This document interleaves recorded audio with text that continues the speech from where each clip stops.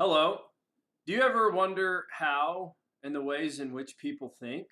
Like I do. I love thinking about thinking. I love thinking about thinking. I love thinking about how people think so much that I've thought about it so much. I've come up with my own ideas about how people think. And I'm gonna show you them right now.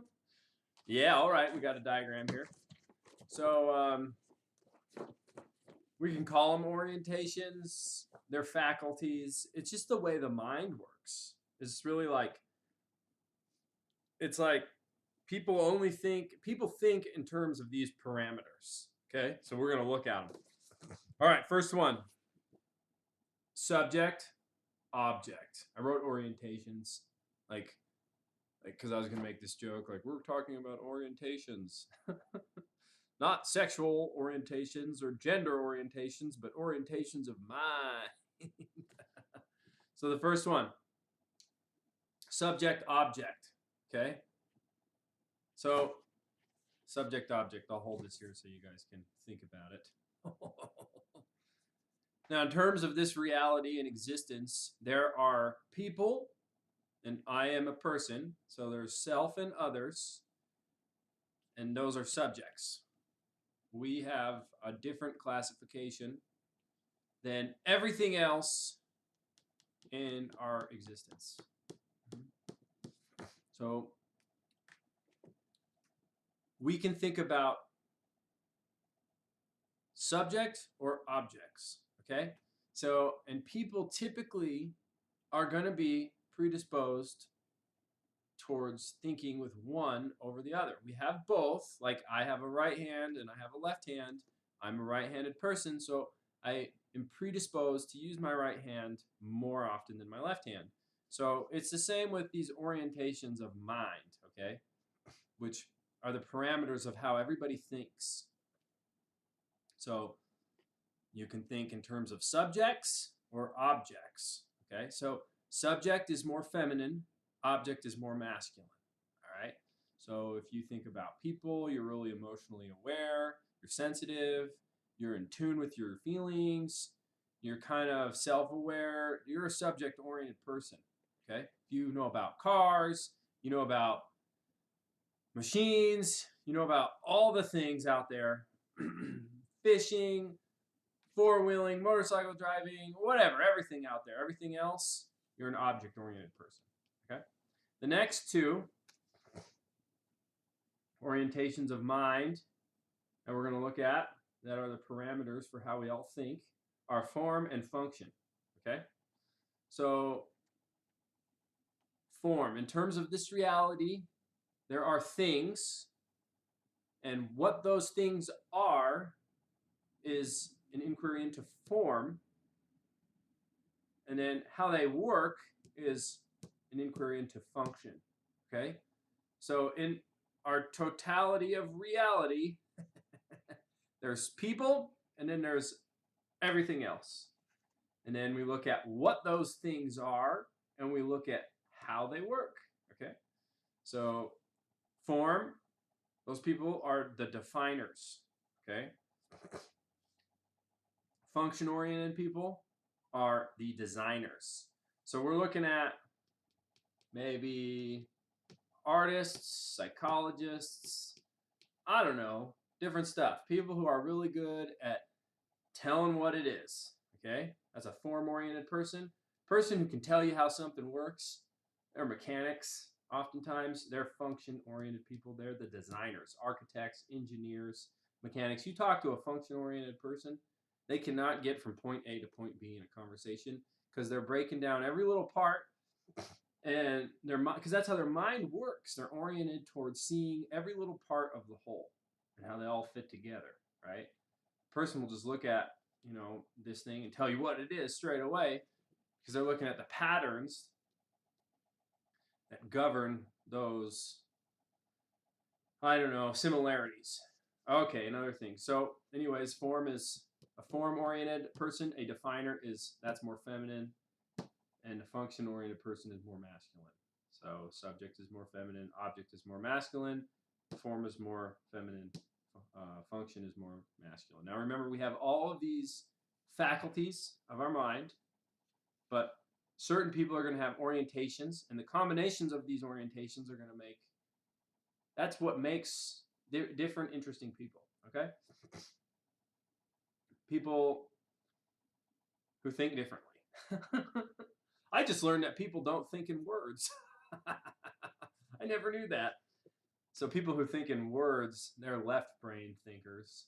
People who do not think in words are right brain thinkers. That's the orientations of the hemispheres and how that affects thinking. But I didn't put that on here. We're moving on. Now we're going to look at scope.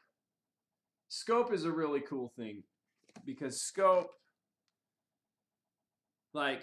is an extension of form and function. It's like, that's why I drew the yin and the yang. Scope is like the dots within each water drop or whatever those are. Like, they're the dots within, you know? So there's macroscope and there's microscope. So if you have a macroscope, you're going to be more of a form-oriented person. If you have more of a microscope, you're going to be more of a function-oriented person. So, but remember, we have all of these, and it's all a gradient scale. We're all oriented towards certain ones, but we can develop all of them and exist in a way where we use them all, okay? So, but scope is really cool, you know? So that person that's looking at every little part, every little piece, they have a microscope. Macroscope, that's more calling things what they are, not really going deeply into them, okay? So macro is more feminine, micro is more masculine. All right, now we're gonna check out temperaments. Temperaments are cool. Rudolf Steiner, he was a guy who invented the Waldorf schools. He came up with the 4 temperaments, and he called them cholerics, sanguines, phlegmatics, melancholics. Temperaments are cool. I've changed the way we're going to define those so we can see them a little bit differently. Temperaments, and I also call them constitutions. Okay, so how we think also depends on our physical constitutions. And so within this graphic here, we see that there's passive active on the top, on the bottom, and then plus negative on the sides, okay? So the temperaments, they use the Winnie the Pooh characters. That's what I learned in college about the Winnie the Pooh characters. You know, a passive positive person is representative of Pooh Bear. He was the phlegmatic. So a passive positive person is going to be a phlegmatic.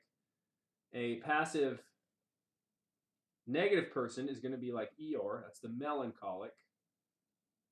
Then the active positive, that's Tigger. That's the sanguine. And then active negative, that's Rabbit. That's the choleric. So what do we get from looking at the constitutions? Okay, so the constitutions are cool because we see that you're more passive or you're more active in your constitution. If you're really light, you're got a fast metabolism, you have a small, active, fast body type, you're more physically oriented, you're going to be an active person. Okay, so if you're sensitive versus insensitive, or if you're more earthy versus more airy in terms of your mental orientation, that's gonna determine whether you're positive or negative. Okay, so if you're sensitive, you're going to be negative. You're going to have a negative orientation. If you're insensitive, you're going to have a positive orientation. Okay, so if we're passive, we have a passive constitution, and we're insensitive or positive, we're just going to go with the flow. We're cool. And then if we're have a heavy constitution, we're passive, and a negative, we're sensitive, we're going to have more of a melancholic disposition. Okay, so those are cool because it's a combination of bodily constitution and mental constitution. Sensitive, insensitive, active or passive. And so why is that cool? Because I think it's cool because it affects the way people think and look at things. It affects our perceptions.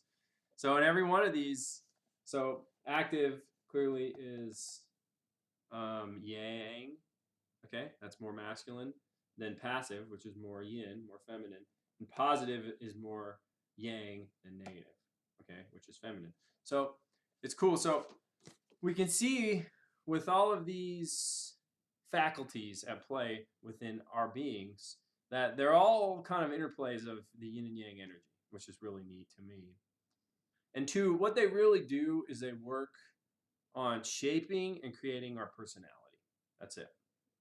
And when you're born really has a lot to do with this because the first sensory imprint as a child is the strongest. And if you're born in a winter climate and winter time, you're going to have a different sensory input than if you're born in the summertime or the springtime or the fall. Those are all going to shape these faculties of our constitution, mental and physical constitution. And they're cool because what it's saying is that this just shapes our personalities. Okay? Like our personalities are fixed, but they're not us in our totality. We are conscious beings, meaning that we can transcend our personalities, but that's it. These are the parameters of our personalities, how we think, and our constitutions, basically how we act. Okay, feel and act. So, but the more we practice being consciously aware of ourselves, others, our world, we're gonna transcend our personality and become higher ordered beings. Okay. So, anyways, I hope that you thought this information was interesting. I think it's interesting because I love thinking about thinking. I'm a thinker. So I wanted to share my thoughts with thinking with you. All right. Until next time, we'll talk again.